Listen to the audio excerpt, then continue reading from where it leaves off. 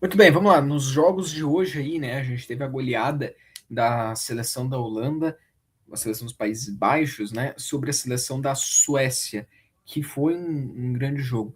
E também a gente teve essa vitória emocionante agora no final da seleção alemã. Sobre esses dois jogos que eu quero falar aqui. Começando pela grande goleada da seleção holandesa, inclusive de laranja, aqui essa camisa do Barcelona, mas de laranja eu gosto muito de camisa de futebol de time laranja. Olha, eu acho muito incrível, muito legal. Tem gente que não gosta, mas aí cada um, cada um.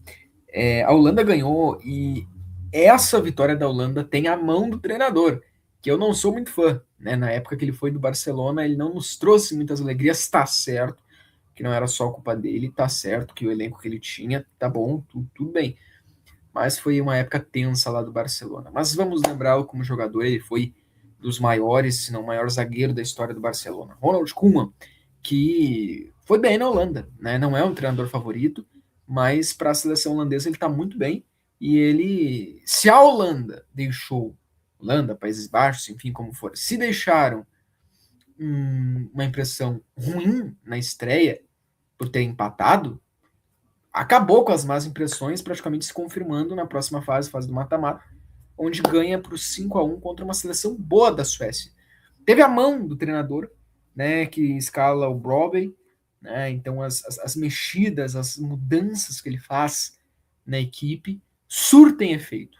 Né, que ele coloca ali para jogar, as mudanças comparado ao jogo anterior surtem efeito, o gol sai, a grande vitória vem, dá para ver que ele teve a preocupação de que precisava mostrar uma boa impressão de que não tinha ficado legal apenas aquele empate. A Holanda goleia para o 5-1, começa o jogo controlando a posse de bola, a Suécia não consegue roubar a bola na pressão, a Holanda abre muito cedo 2-0 e naquele 2-0 podia vir o terceiro, quarto, porque só dava a Holanda.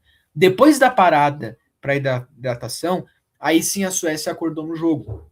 Aí a Suécia começou a finalizar, chegar, e quase ainda diminui, que poderia ter dado uma outra vida no segundo tempo. A Holanda volta bem de novo e eu acho que mata o jogo no comecinho ali do segundo tempo, quando faz 3-1.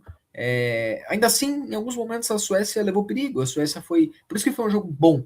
Porque era um jogo que tinha cara, até pelo que a Suécia estava criando, até pelo que a Suécia estava tentando, um golaço do Elanga, tinha cara de que em algum momento poderia, sei lá, você sabe aqueles jogos de 5-4, 4-4, daqui um pouco a Suécia podia de uma maneira louca ele virar. Então não era um jogo ganho, não era um jogo, nossa, passeio, baile, tipo Alemanha e Curaçao. Era um jogo que a qualquer momento podia dar, acontecer alguma coisa ali, mas acabou que a Holanda depois consegue, né, o quarto gol, quinto gol, méritos à Holanda. Olha que, né, que time, né, o Gapo, né, o gol de Gapo, marca 2 gols, né? O Brobbey marca 2 gols, e ainda teve um gol do Wiley, então, o Summer, né? Então, golaços, melhorou, Koeman mexeu no time, deu para ver a mudança do time com as atitudes aí do treinador, então, parabéns à Holanda. E olha, pode ser um dos adversários do Brasil no mata-mata, e assim, né, torçam para que não seja, porque muito boa essa seleção holandesa, que é importante dizer, enfrentou também uma boa seleção. E aí teve mais felicidade no começo da partida, no que construiu, e foi muito melhor, muito mais letal e muito mais efetiva quando atacou. Então foi um jogo que em alguns momentos foi até equilibrado, mas um 5-1, né, da seleção holandesa, e aí fica candidata sim a chegar longe nessa Copa, tá? Candidata forte, seleção holandesa mostrando a que veio, uma candidata fortíssima.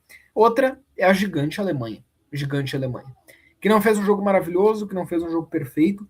Outro jogaço, tá? Jogaço. Costa do Marfim e Alemanha. A Costa do Marfim até fiquei com pena, porque pô, os caras talvez até mereciam algo a mais, mas o futebol é assim. E tu, às vezes tu não pode dar mole. Me lembro que a Costa do Marfim teve um lance que podia ter feito o segundo gol, e o atacante da Costa do Marfim, em vez de chutar, resolve ajeitar, perde o tempo, e tipo assim, ele tava sozinho, ele e o gol. Ia fazer, não sei, mas tinha que ter chutado. Pouco tempo depois, no último minuto do jogo, a Alemanha faz o 2-1. A Costa do Marfim abre 1-0, no segundo tempo a Alemanha empata, e no último minuto do jogo faz 2-1. Claro que fisicamente a Costa do Marfim caiu no segundo tempo, e prevalece a qualidade da Alemanha, que é o melhor time, suas individualidades, mas foi um jogaço, foi um jogaço. A Costa do Marfim bateu de frente com a Alemanha. Foi um jogo equilibradíssimo. Boa seleção essa seleção da Costa do Marfim. Por muito pouco não saiu com a vitória ou com pelo menos o empate. O Fofaná foi muito bem também. Achei a arbitragem meio perdida em alguns momentos. Mas a Alemanha foi grande, né, nesse jogo. E às vezes na Copa, nessas competições, é isso que pode ser um diferencial no mata-mata daqui a pouco, quando tu enfrentar, quando tiver aí duas seleções de mesmo padrão, assim, duas seleções de mesmo nível, ou até em situações mais difíceis, são comportamentos como que a Alemanha teve nessa partida, que são decisivos se tu passa ou não, sabe? Às vezes um gol assim numa prorrogação, a postura, entendeu? Então são esses pontos, né? São esses pequenos pontos que fazem total diferença. São esses pequenos pontos que fazem total diferença aí. Tá bom? E é assim, né? É assim, tivemos dois jogaços, tá? Por mais que tenha sido 5-1 para a Holanda, eu acho que foi um jogo muito bom, porque mesmo que a Holanda, quando estava 3-1 ali, tu não sabia se daqui a um pouco não podia ter alguma reação da Suécia pelo jogo que estava acontecendo. Jogos até previsíveis assim. Então foi um sábado de grandes jogos. Lembrando que aqui nós estamos todos os dias tendo vídeos, nas segundas-feiras lives, né? E todos os vídeos e lives têm um dia depois seus cortes ali, os shorts mais curtos. Sobre assuntos assim, que nem esse vídeo aqui. Ontem a gente falou da seleção brasileira e da seleção norte-americana, que eu acho que está fazendo uma excelente competição também. E segunda-feira passada a gente falou da Espanha, né? Na terça-feira a gente falou da Argentina. Então, seguimos aí assim. Na quarta-feira a gente falou sobre os sul-americanos, né? Na primeira rodada a gente já tinha falado um pouco da Holanda e da Alemanha. Então, foi aquele show de 7-1 da seleção alemã. Agora, a Costa do Marfim com esse empate, o grupo está muito aberto, tá? Mais tarde vai ter a seleção do Equador em campo. Eu imagino que a seleção do Equador ganhe, porque se a seleção do Equador inventa de perder, tá fora. Empatar também tá quase que fora, porque vai pegar a Alemanha na última rodada. Só que ainda assim, cara, eu acho que dificultou para o Equador, tá? Por quê? Porque eles pegam a Alemanha na última rodada. Eu acho que a Alemanha vai ganhar do Equador, tá? Não sei, mas só se o Equador buscar um empate, tá? E aí a seleção da Costa do Marfim vai enfrentar Curaçao, deve ganhar, com certeza, com todo respeito, mas deve ganhar de Curaçao. Então, o que o Equador tem que tentar fazer? Uma goleada hoje. O Equador tem que tentar fazer uma goleada hoje, tá?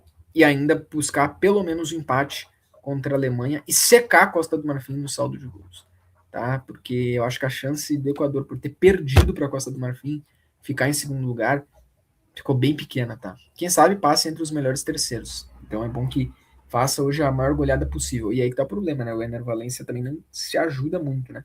O Ener Valencia aí não tem se ajudado muito, na verdade, né? Mas é isso aí, então.